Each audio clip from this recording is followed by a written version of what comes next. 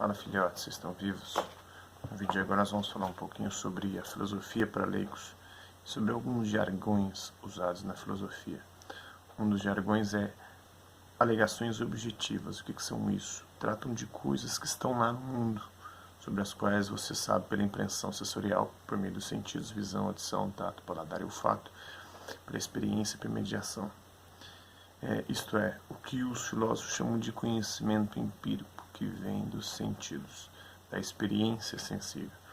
Alegações subjetivas baseiam-se em coisas como as suas opiniões pessoais, seus valores, aquilo que você considera importante, seus julgamentos, suas preferências.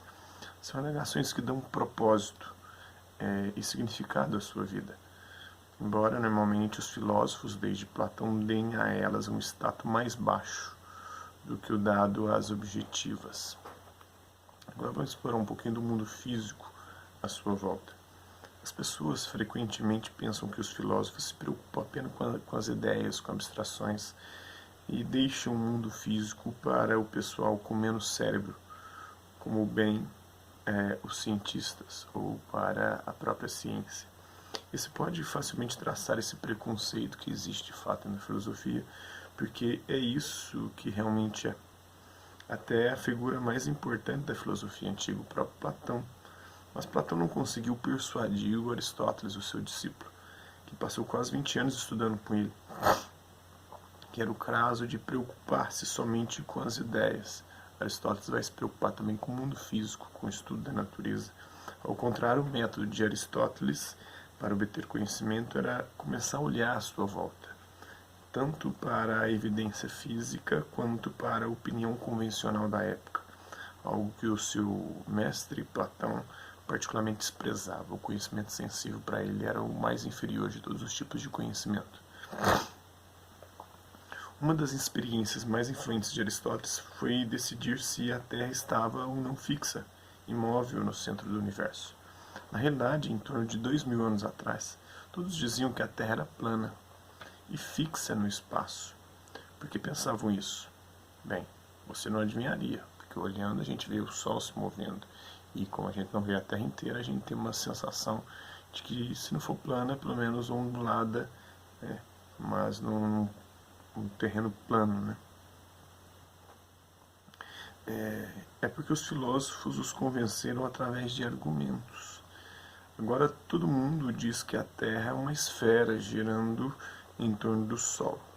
Se você acha que isso está correto, pode contar com pelo menos um exemplo de como todo mundo pode estar errado. E isso mostra o quão incrivelmente influente a filosofia pode ser, tanto de forma positiva quanto também negativa. Então, os terraplanistas hoje se baseiam na ignorância científica, porque a ciência diz que a Terra é esférica. Como é que eles chamam? Esqueci agora o termo, tem um termo apropriado, que não é exatamente esférica, mas geóide, né? Uma forma geóide. Mas de fato houve algum debate sobre tudo isso entre os antigos, e um deles, Arquimedes, declarou em O Contador de Areia saber de um parceiro chamado Aristarco, que havia lançado um livro que consistia de certas hipóteses, incluindo algumas noções impressionantes como estas. Presta atenção: as estrelas e o Sol não se movem. A Terra gira em círculo ao redor do Sol, estando este no centro da órbita da Terra. A distância entre a Terra e as estrelas fixas é enorme.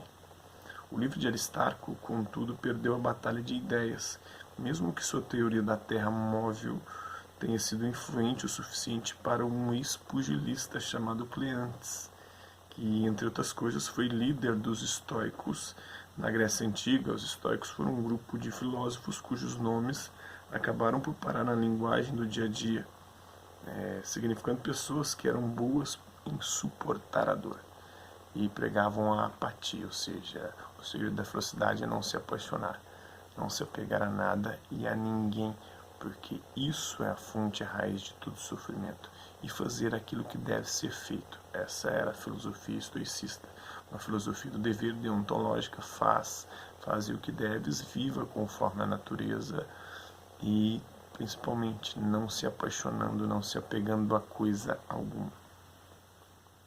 Cleantes recomendou a condenação de Aristarco, devido à culpa de impiedade por colocar em movimento o lar do universo, e supor que o céu permanece em repouso e a terra gira em uma elipse, enquanto gira ao mesmo tempo em seu próprio eixo. Felizmente, Aristarco nunca foi condenado, embora pareça que seu livro tenha desaparecido.